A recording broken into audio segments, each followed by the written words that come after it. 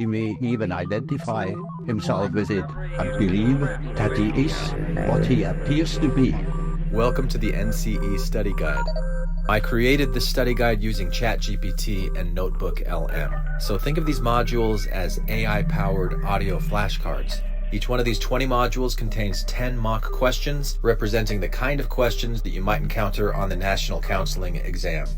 I created this primarily for myself, and I decided to make these available to anyone else who might benefit from this kind of study aid. But please note, while I have done my best to ensure that these modules align with NCE content, I encourage you to cross-reference them with trusted study guides and resources for the most accurate preparation. These modules are not affiliated with or endorsed by the NBCC or any official licensing board. And an additional note for those of you tuning in for the deep meditation module. Now, I've been experimenting recently with binaural beats and different sound frequencies that entrain my neurons, and I've really been loving it. And I hope that you do too. I recommend listening to this with headphones or earbuds to get the full effect, and pay close attention to the way that this makes you feel. It's going to start with a review and a quiz from the AI study buddies at Notebook LM, and then it'll conclude with about a 25-minute deep meditation to reinforce those points. Whether you're studying for the NCE, like I still am, or you are well established in your career and you're looking for some self-care that also raises your emotional and intellectual intelligence, a few skill points, it's my pleasure to share these study modules with you. And if you find them valuable, share them with a friend and give this podcast a 5-star rating on iTunes or wherever you listen. And if you'd like to reach out to me personally and say hello, you can email me at ncestudyguide@gmail.com. My name is Glenn. So, with no further ado, here are your AI study buddies from Notebook LM. Enjoy. Welcome back to the Deep Dive. Get ready to dive deep into some serious NCE prep, but with a twist. We're going to explore how combining deep meditation with focused learning can supercharge your studying. It might sound a little out there, but trust me, there's some fascinating science behind it. Yeah, it's a really cool approach that taps into the power of your brain's natural rhythms to help you learn and retain information more effectively. We're diving into Module 3 of the NCE Study Guide, a deep meditation series for exam prep and self-care. Module 3 zeroes in on 3 big names in behavioral psychology: John Watson, B.F. Skinner, and Albert Bandura. But before we get to them, I'm really curious about this whole meditation angle. How does that actually work to boost your study power?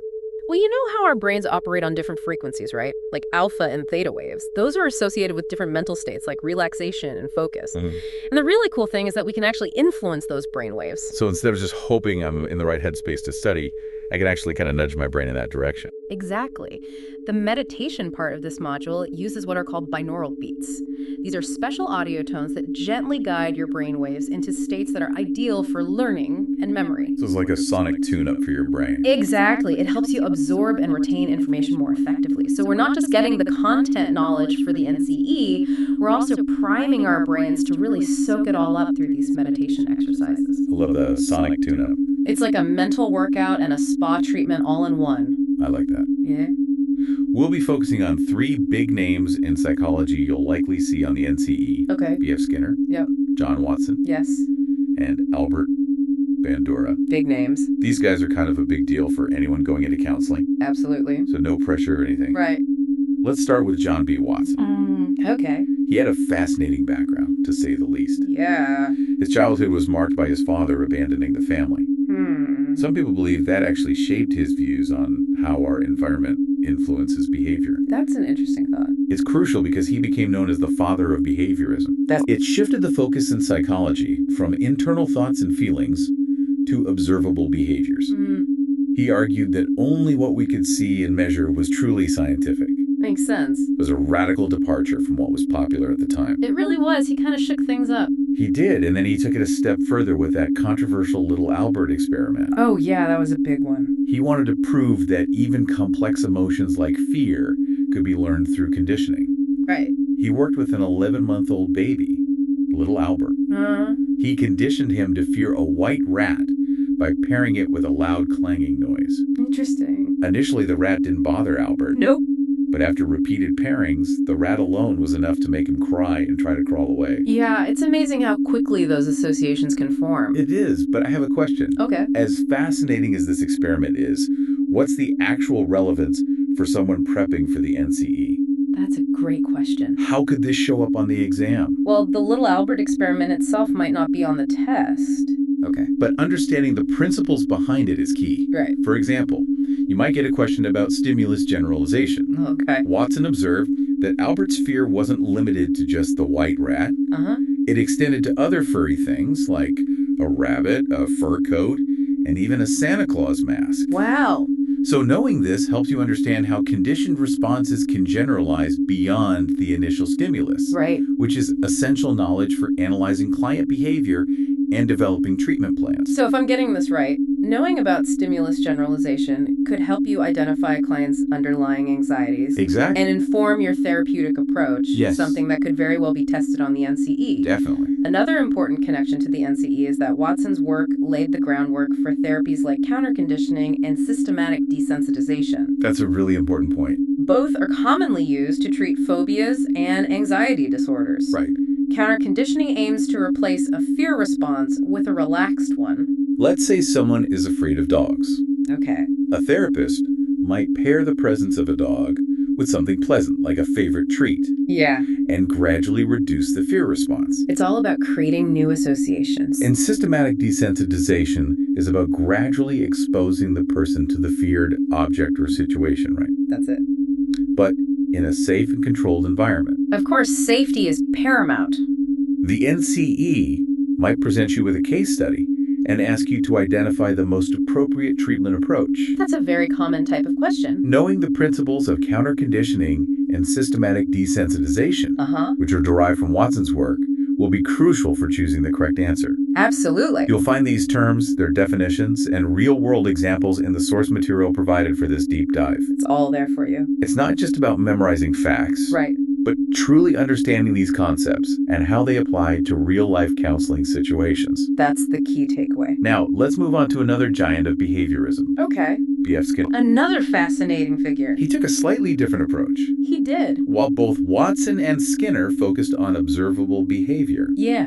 Skinner emphasized the role of consequences in shaping behavior. Consequences are key for Skinner. He called this operant conditioning. Yep. And it's a cornerstone of behavioral psychology. It really is. What exactly is operant conditioning? And how does it differ from classical conditioning, which Watson focused on? In classical conditioning, you're dealing with involuntary reflexive responses, Okay. like the fear response in Little Albert. Right. But operant conditioning deals with voluntary behaviors and how they're influenced by the consequences that follow. I see. Think of it this way. Classical conditioning is about associating stimuli, Okay. while operant conditioning is about associating behaviors with consequences. That distinction makes sense. Good.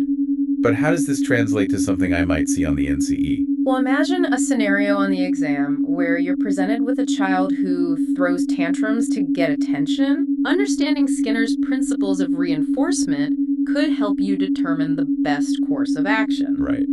Skinner argued that behaviors followed by positive reinforcement are more likely to be repeated. So if the child's tantrums consistently get them attention, Yes. even if it's negative attention, Exactly. the tantrums are being reinforced and will likely continue. That's the idea.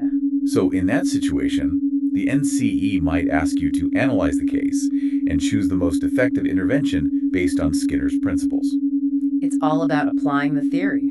They could be anything from ignoring the tantrums to implementing a reward system for good behavior, right? Yeah, those are all possibilities. The NCE wants to see if you can apply these theories to real-world counseling situations. They want to see you think like a counselor. It's not enough to just know the definitions. Yep. You need to understand how to use them. Exactly. This is where it gets really interesting, because Skinner didn't stop at just reinforcement. He didn't stop there, no. He also explored different reinforcement schedules and their impact on behavior. Yeah. What are those? Yeah. And why are they important for the NCE? Skinner found that the timing and frequency of reinforcement greatly influence how quickly a behavior is learned and how resistant it is to extinction. Okay. For instance, a continuous reinforcement schedule where every desired behavior is rewarded leads to fast learning Okay. but also fast extinction if the rewards stop. Interesting. On the other hand, a variable ratio schedule, Yeah. where rewards are given randomly, Yep. leads to slower learning, Got it. but is more resistant to extinction. Okay, I'm starting to see how this connects to the NCE. Yeah. Imagine a scenario where you're working with a client struggling with addiction. Okay. If you understand reinforcement schedules, Right. you can better understand how their addictive behaviors have been shaped and maintained. It gives you a framework for understanding the behavior. And you can develop more effective treatment strategies. Exactly. You could analyze the client's history with the addictive behavior. Identify the specific reinforcement schedule that has been in place. Okay. And then use that knowledge to design a plan to modify the behavior. It's all about applying those principles. This demonstrates a deeper understanding of Skinner's principles, Yeah. which the NCE is looking for. They want to see that you can go beyond surface level understanding. Now, before we jump to Bandura, Okay. there's one more concept from Skinner I want to touch on. Extinction. All right. If I remember correctly, extinction in operant conditioning refers to the eventual disappearance of a behavior when it's no longer reinforced. That's right. Imagine our tantrum-throwing child from earlier. Okay. If the parents consistently ignore the tantrums, Yeah. providing no reinforcement, Uh-huh. the behavior will likely decrease and eventually stop. That's the principle of extinction in action. So for the NCE, understanding extinction could help you evaluate different behavioral interventions and predict their effectiveness. It's a powerful tool for behavior change. Fascinating stuff. It is. And just a quick note, while extinction is a powerful tool, Yeah. Skinner also acknowledged that learning can occur without immediate reinforcement. Interesting. He called this latent learning. Latent learning. Yeah. For the NCE, understanding latent learning can help you recognize that behavior change may not always be immediately apparent. Sometimes it takes time. And that learning can still occur even if it's not directly observable. Exactly. So even if a client isn't showing immediate progress, Right. it doesn't mean they're not learning and internalizing the therapeutic work. That's an important point for any aspiring counselor. Now, ready to explore the work of Albert Bandura? Let's do it. He's often seen as bridging the gap between behaviorism and the cognitive revolution in psychology. Yeah, he's a key figure in that transition. What makes his approach so unique? Bandura argued that while environment and consequences are important, Okay. internal mental processes also play a vital role in shaping behavior. Interesting. He introduced the concept of observational learning, Observational learning. or modeling, Okay. which suggests that we learn by watching others. That makes intuitive sense. It does. We see it all the time, especially in children. Yeah, they're like little sponges. They pick up so much from simply observing adults and their peers. Absolutely. And to demonstrate this, Bandura conducted the famous Bobo doll experiment. Oh, yes, the Bobo doll experiment. The classic. Can you remind us what that was about? It involved showing children videos of adults interacting with a Bobo doll. You know, an inflatable clown toy. Right. Some children saw adults acting aggressively toward the ball, Oh. punching and kicking it, Okay. while others saw adults playing passively with the doll. Afterward, the children were given access to the Bobo doll themselves. I see. What Bandura found was that the children who witnessed the aggressive behavior were much more likely to imitate that behavior, Wow. even though they weren't directly rewarded for it. So witnessing aggressive behavior increased the likelihood of the children engaging in aggressive behavior themselves. That's the takeaway. That's powerful evidence for the influence of observational learning. It really is. But how does this connect to the NCE? Imagine you're presented with a case on the NCE involving a child exhibiting aggressive behavior at school. Okay. Understanding Bandura's work would allow you to explore the child's home environment, Uh-huh. looking for potential models of aggression that the child might be imitating. Right. You could then develop interventions that focus on providing positive role models I see. and teaching alternative behaviors. It's like being a detective trying to uncover the environmental factors that have contributed to the child's behavior. It is a bit like that. And knowing Bandura's work gives you the tools to do that effectively. Exactly. Bandura's work is particularly relevant for understanding social learning, Yes, which is often a focus on the NCE. makes sense. Now, I remember Bandura also talked about the cognitive process that is involved in observational learning, He did. not just the simple act of imitation. Right. What are those? Right. And how might they show up on the NCE? He identified 4 key processes: attention, retention, reproduction, and motivation. Okay. First, you need to pay attention to the behavior being modeled. Right. Then, you need to retain that information in your memory. Makes sense. Next, you must be able to physically reproduce the behavior. Okay. Finally, you have to be motivated to perform the behavior. Hmm. All four of these processes are essential for observational learning to occur. So let's say a question on the NCE presents a scenario where a teenager is learning negative behaviors from their peer group. Okay. Understanding these four processes could help you analyze the situation and develop interventions.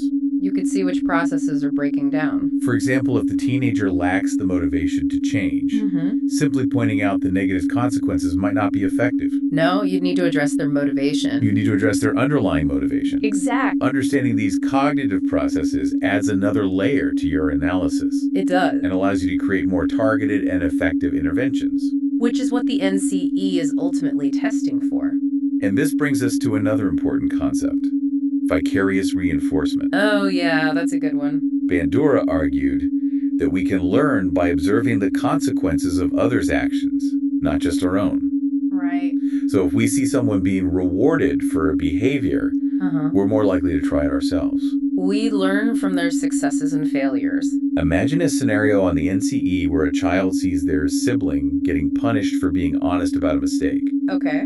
That child might learn that honesty isn't always the best policy. Interesting. Even if they haven't been directly punished for being honest themselves. Right. They've learned vicariously through observation. The powerful form of learning. So understanding vicarious reinforcement can help you recognize how seemingly unrelated events or observations can still influence behavior. It adds a whole new dimension to understanding behavior. It adds another dimension to understanding the complexities of human learning. For sure. Now, before we jump into the quiz section, Okay. is there anything else about Bandura that might be relevant for the NCE? Yes. Remember that Bandura's work, while building upon behaviorism, emphasizes the role of cognition in learning. Right. This shift in focus is often a key point of discussion on the NCE. Okay. So make sure you can articulate the distinctions between classical and operant conditioning, and how Bandura's social learning theory expands upon those foundational ideas. So it's not just about rote memorization. Nope. But about understanding the evolution of these theories and their interconnectedness. Exactly. And don't forget that Bandura's work emphasizes that learning can be influenced by a variety of factors beyond direct experience. Right. This broadens the scope of how we understand and approach behavior change. A crucial takeaway for any aspiring counselor preparing for the NCE. Absolutely. Well, we've covered a lot of ground exploring the key ideas of Watson, Skinner, and Bandura, Yeah, we have. all through the lens of NCE Trep. Hopefully it's been helpful. Are you ready to put that knowledge to the test with some practice questions? Absolutely. Bring it on. Okay, so if you're listening, get ready to test your knowledge and see how you're doing so far. It's time to see what you've learned. We'll be right back with the quiz section after a quick message from our sponsors. All right, let's put all that knowledge to the test Okay, sounds good. with some NCE practice questions. See with it. Question number 1. A child throws a tantrum in the grocery store because they want candy. I've seen this one. The parent gives in and buys the candy to stop the tantrum. Classic. According to Skinner's principles of operant conditioning, what is most likely to happen in the future? A. The child will be less likely to throw tantrums in the future. Okay. B. The child's tantrums will become less intense. C. The child will be more likely to throw tantrums in the future. Or D. The child will learn to ask for candy politely. So we're applying Skinner's ideas to a real-life parenting struggle here. Exactly. What do you think is the likely outcome? The answer is C. The child will be more likely to throw tantrums in the future. Remember, Skinner emphasized that behaviors followed by positive reinforcement are more likely to be repeated. Right. In this case, the child's tantrum was positively reinforced by getting the candy. Makes sense. This makes it more probable that the child will resort to tantrums again to get what they want. Even though the parent might think they're stopping the tantrum in the moment, Yeah. they're actually reinforcing that behavior, making it more likely to happen again. It's a classic parenting trap that you might see tested on the NCE. For sure. Okay, moving on to question 2. All right. A therapist is working with a client who has a phobia of spiders. Yeah. The therapist gradually exposes the client to spiders, starting with pictures, Okay. and eventually moving to real spiders while teaching the client relaxation techniques. I see where this is going. What therapeutic approach is the therapist using? A, cognitive restructuring, Right. B, systematic desensitization, Okay. C, counterconditioning, or D, psychoanalysis. So we have to figure out the specific technique that the therapist is using to help the client get over their fear of spiders. The answer is B, systematic desensitization. I knew it. This technique, derived from Watson's work, Right. involves gradually exposing the client to the feared object or situation Yeah. in a safe and controlled environment, Of course. while pairing it with relaxation techniques to reduce the fear response. It's about rewiring the brain's response Exactly. to the phobia-inducing stimulus. This is a great example of how behaviorism is used in therapy. Something the NCE might test you on. Absolutely. Let's move on to question 3. All right, question 3. A teenager observes their older sibling getting grounded for staying out past curfew. As a result, the teenager makes sure to come home on time. Smart teenager. What concept from Bandura's social learning theory best explains this behavior? Is it A, classical conditioning, Okay. B, operant conditioning, C, vicarious reinforcement, Interesting. or D, stimulus generalization? We're trying to figure out how the teenager learned Exactly. by watching what happened to their sibling. The answer is C, vicarious reinforcement. That makes sense. The teenager learned about the negative consequences Right, getting grounded, by observing their sibling. even though they didn't get punished themselves, Exactly. they still learned from it. It's all about learning through observation. This is a good reminder that we're always learning. Yeah. Not just from our own experiences. But also from watching what happens to others. Okay, on to the next one. Question 4. Which of the following is an example of negative reinforcement? Oh, negative reinforcement always trips people up. It does. Is it A, giving a child a sticker chart to reward good behavior? B, taking away a teenager's phone for breaking curfew? Okay. C, a teacher praising a student for raising their hand in class? Or D, a driver fastening their seatbelt to stop the annoying beeping sound? We have to pick the example that really shows what negative reinforcement is all about. It's not about punishment, Right. but about taking away something unpleasant. To increase the desired behavior. The answer is D, a driver fastening their seatbelt to stop the annoying beeping sound. Oh, that's a good one.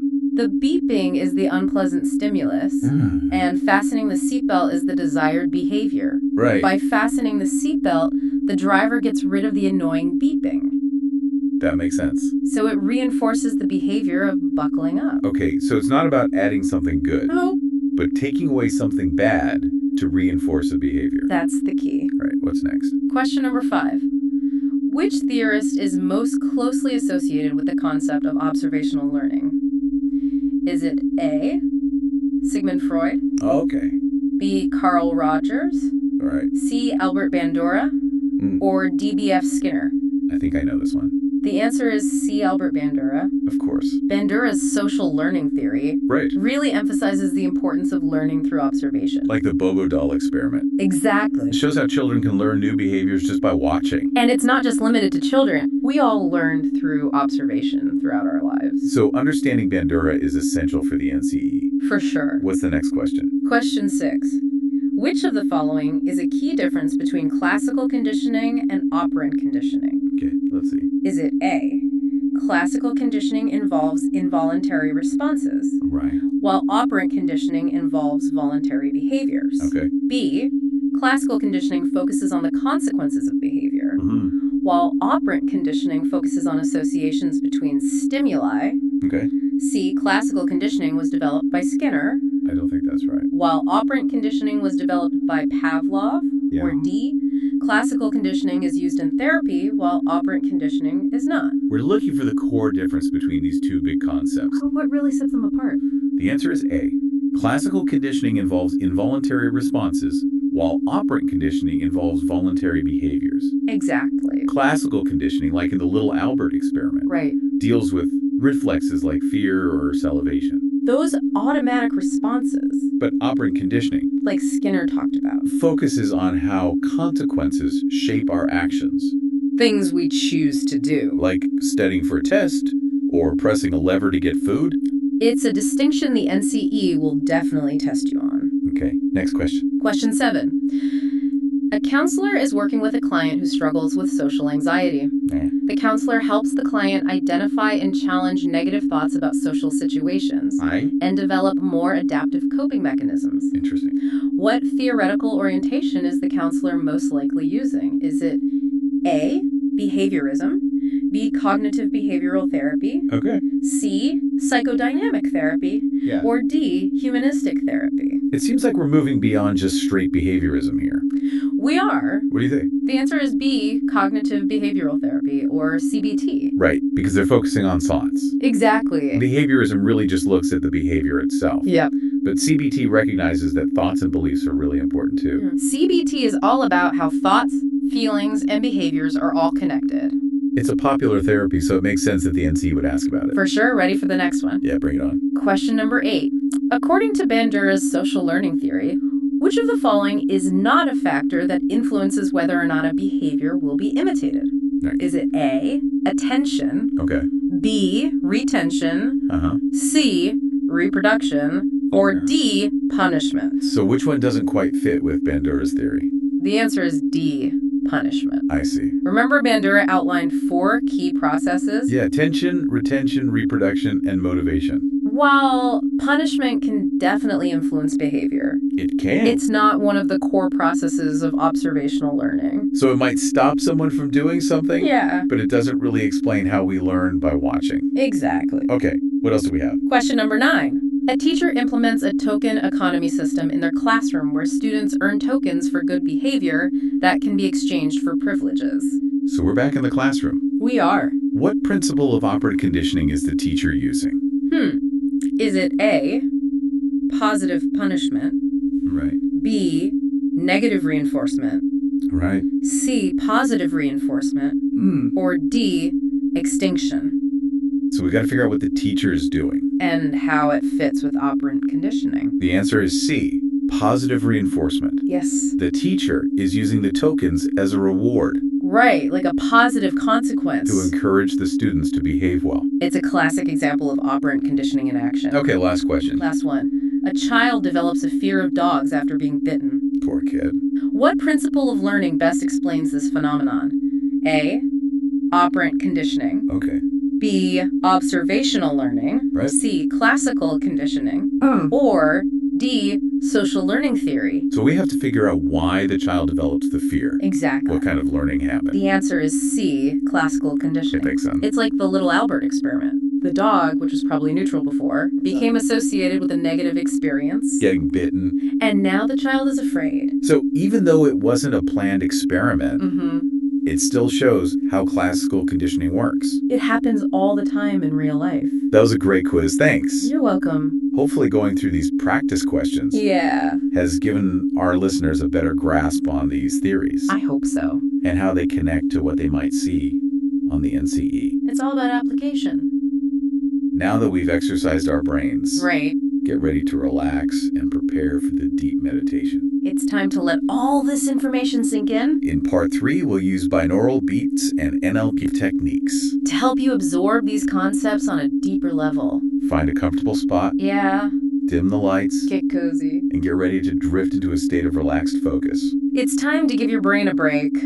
Welcome back. We're now diving into the deep meditation phase. Yes, it's time to really let all this information sink in. We'll be using binaural beats and NLP to help integrate all those NCE concepts. If you're listening, go ahead and find a comfortable position. Close your eyes if you'd like. And just let's begin. I can just picture our listeners settling in, ready to absorb everything effortlessly. As you listen to my voice, you'll notice a gentle pulsing sound. These are binaural beats. Oh, I love binaural beats. They're designed to guide your brain waves into a state that's ideal for learning and memory. It's like a little nudge for your brain. Exactly, helping it shift gears into that learning mode. I love that. We'll also be weaving in some NLP techniques. NLP, what is that again? It stands for Neuro-Linguistic Programming. Okay. It's basically understanding how our thoughts, language, and behaviors are all connected. So we'll be using specific language patterns and visualizations to really help anchor those NCE concepts into your subconscious mind. It's like planting seeds of knowledge. Exactly, ready to sprout into exam success. I like that visual. Just keep breathing deeply and allow yourself to drift into a relaxed awareness. We're going to revisit those key ideas from Watson, Skinner, and Bandura. You'll encounter little Albert again. Oh, right, little Albert. You'll witness the power of those reinforcement schedules. And explore Bandura's social learning theory. As you journey through these concepts again, you'll find that they're becoming clearer. More vivid, easier to recall. They'll start to feel like second nature.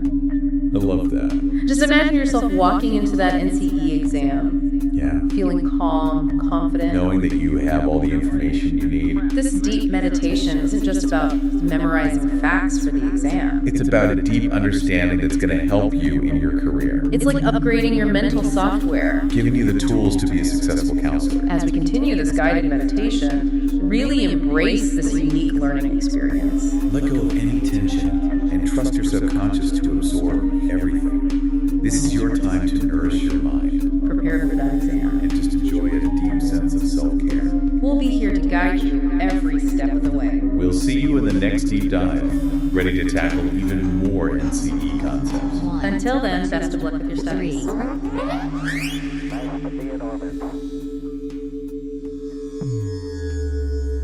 All right.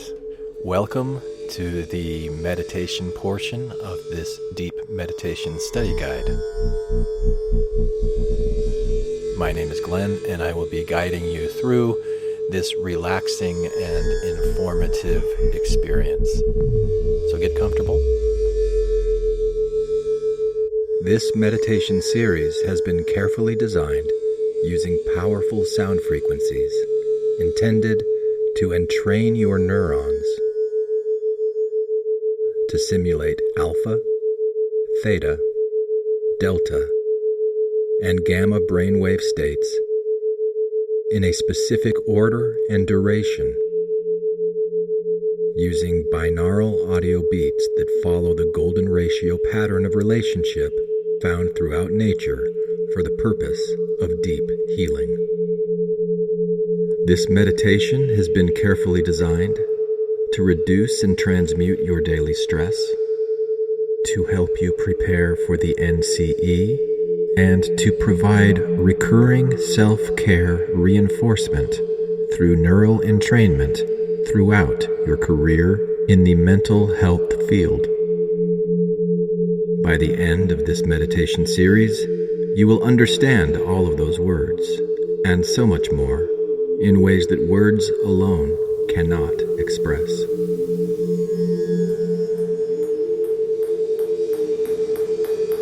Sound is kind of like ping pong in a way, isn't it? Air molecules hit your eardrum, and your brain immediately transforms those impacts into words, sensations, and meaning, and feelings.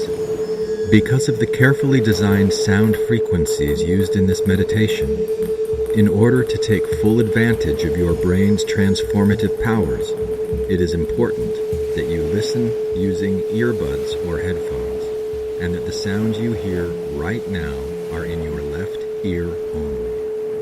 If the sound you hear right now is not in your left ear only, change your headphones around now. Once this sound is in your left ear only, you are ready to begin to receive.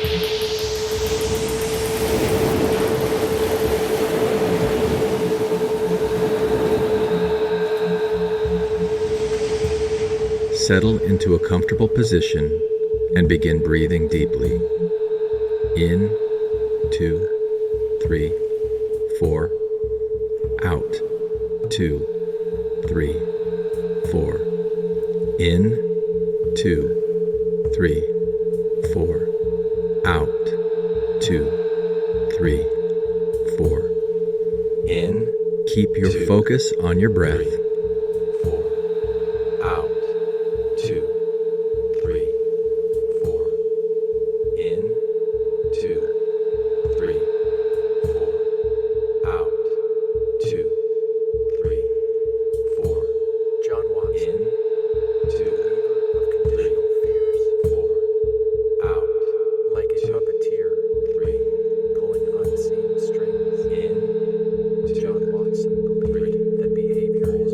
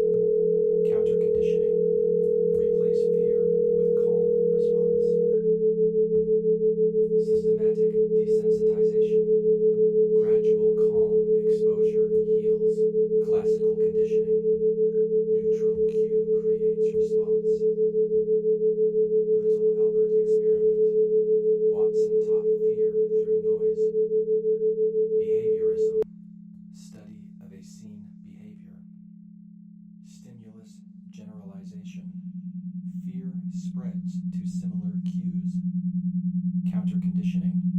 Replace fear with calm response. Systematic desensitization.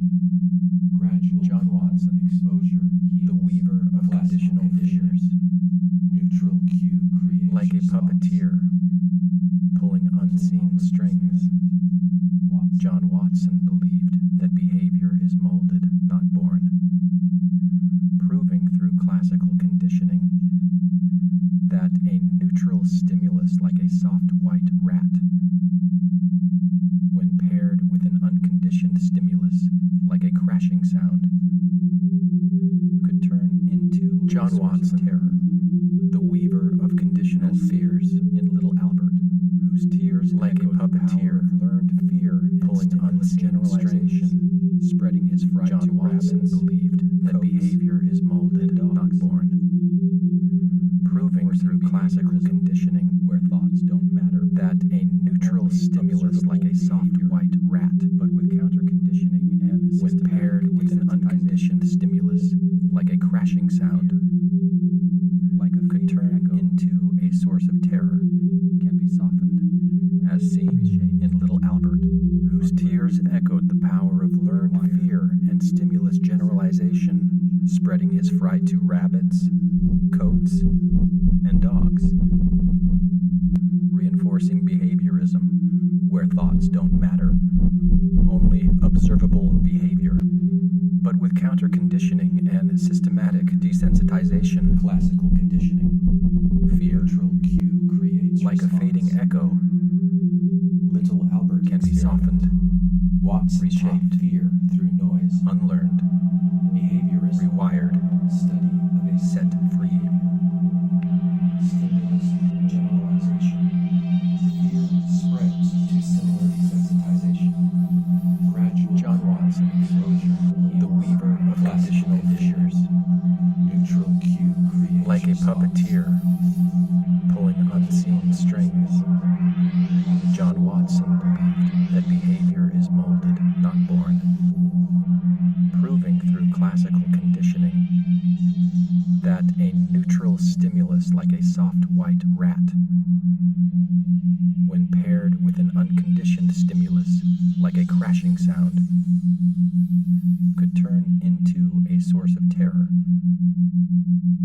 as seen in Little Albert, whose tears echoed the power of learned fear and stimulus generalization, spreading his fright to rabbits, coats, and dogs, reinforcing behaviorism where thoughts don't matter, only observable behavior, but with counter conditioning and systematic desensitization. Fear, like a fading echo, can be softened, reshaped, unlearned, rewired, set free.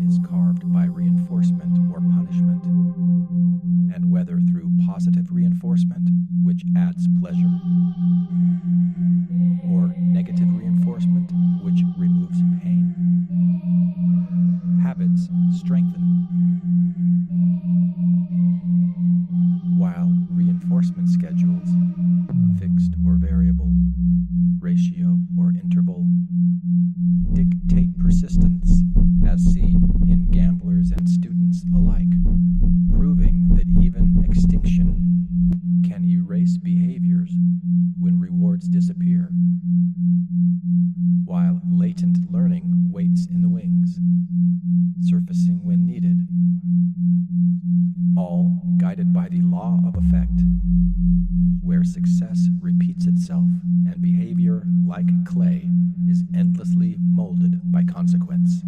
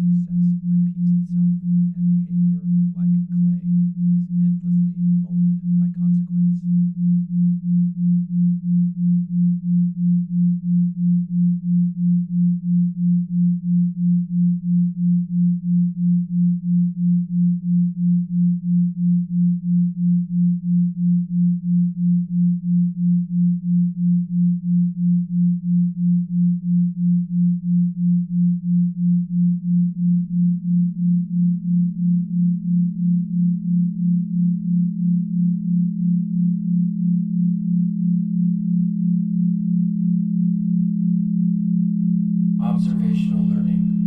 Watch others, copy actions.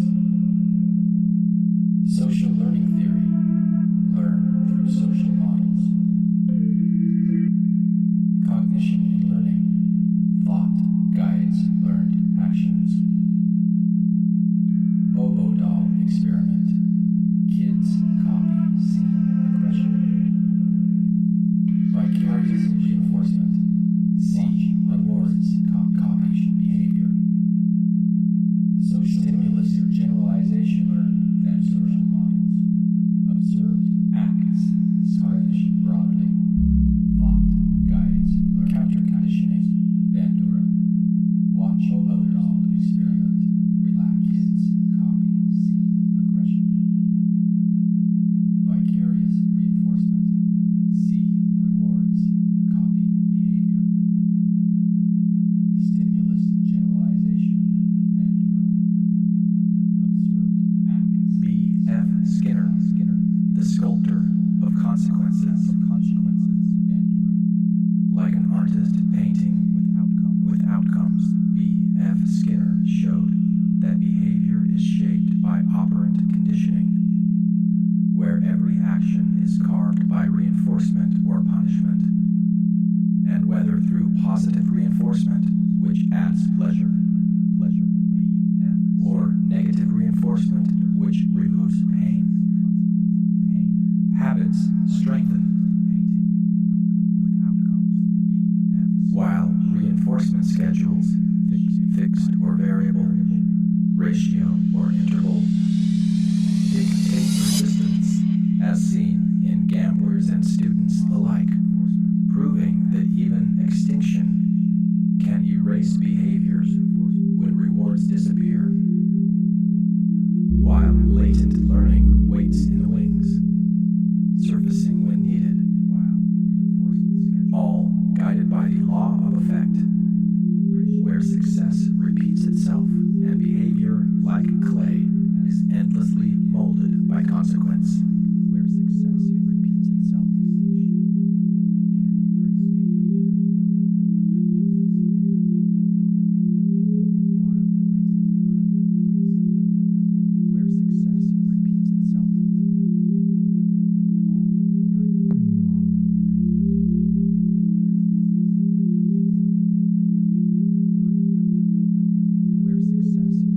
Observational learning.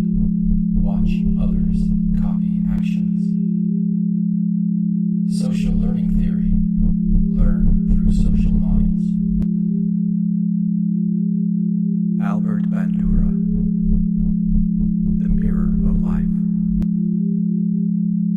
Like ripples in a reflecting pool, Albert Bandura showed that learning moves through observational learning, where we absorb actions without direct reward, as seen in the Bobo doll experiment.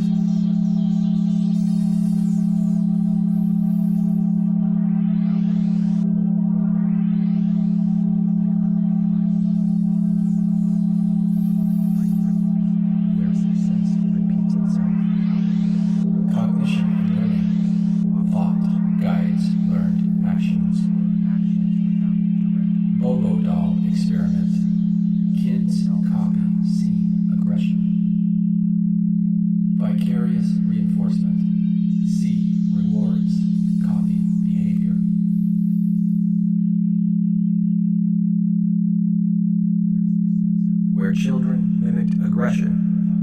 proving that modeling requires attention, retention, reproduction, and motivation.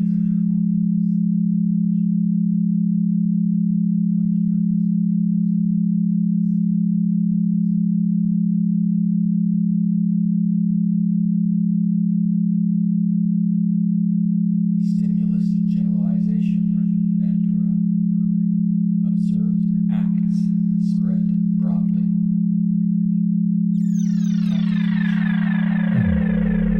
Watch others lose fear, relax.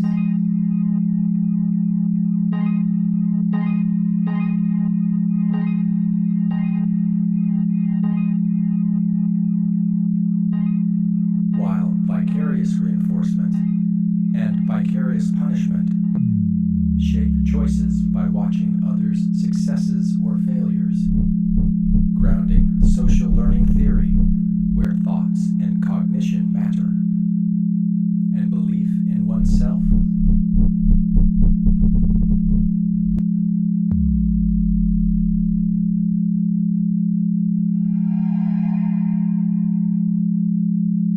Observational learning. Watch others, copy actions. Social learning theory. Learn through social models.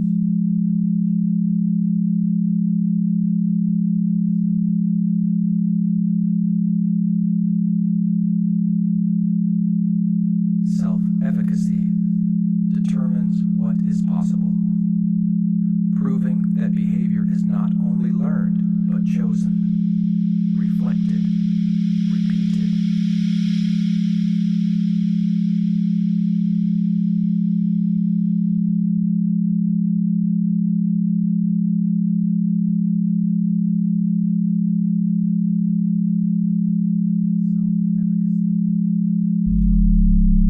Cognition in learning. Thought guides learned actions. Rippling outward. Experiment. Kids shaping minds, aggression, shaping futures, vicarious shaping reinforcement, the world. See rewards, copy behavior.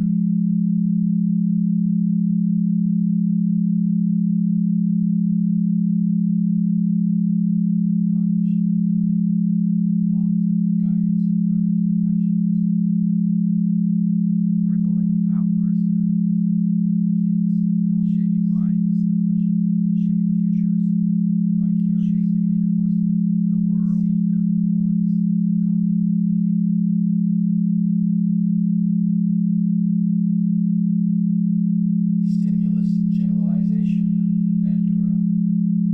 Observed acts spread broadly. Counter-conditioning, Bandura. Watch others lose fear, relax. While vicarious reinforcement and vicarious punishment shape choices by watching others' successes or failures, grounding social learning theory, where thoughts and cognition matter, and belief in oneself.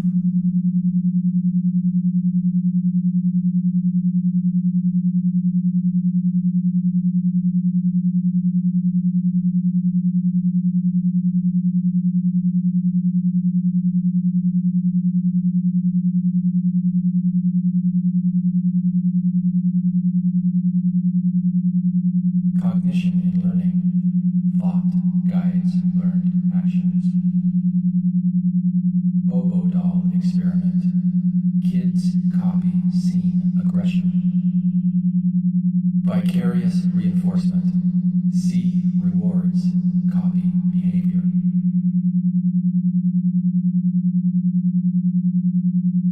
Where children mimicked aggression, proving that modeling requires attention, retention, reproduction, and motivation.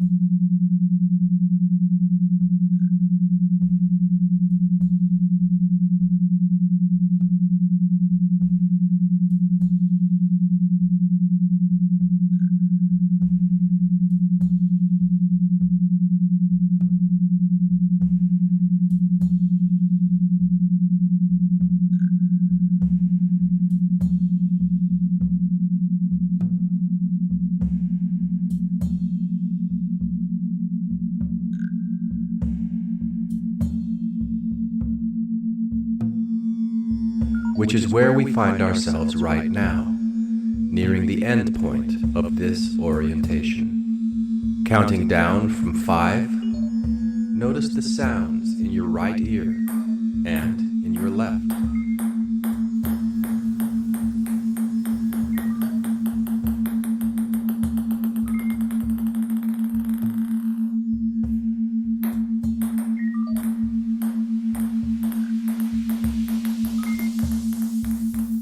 4. Gently wiggle your fingers and your toes.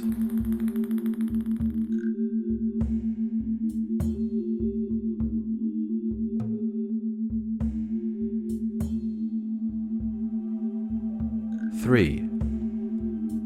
Take inventory of your thoughts, feelings, and emotions.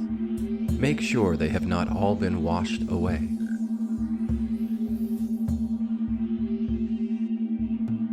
2. Get ready to remove your earbuds or headphones and feel more attuned to the motion all around you.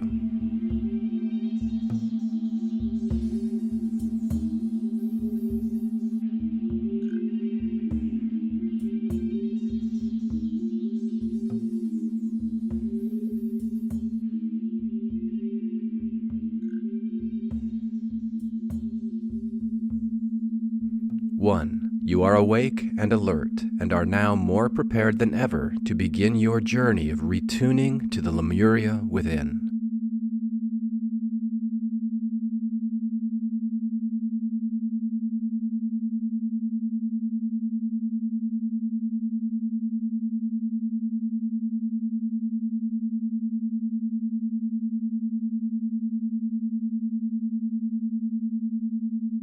This completes the orientation material.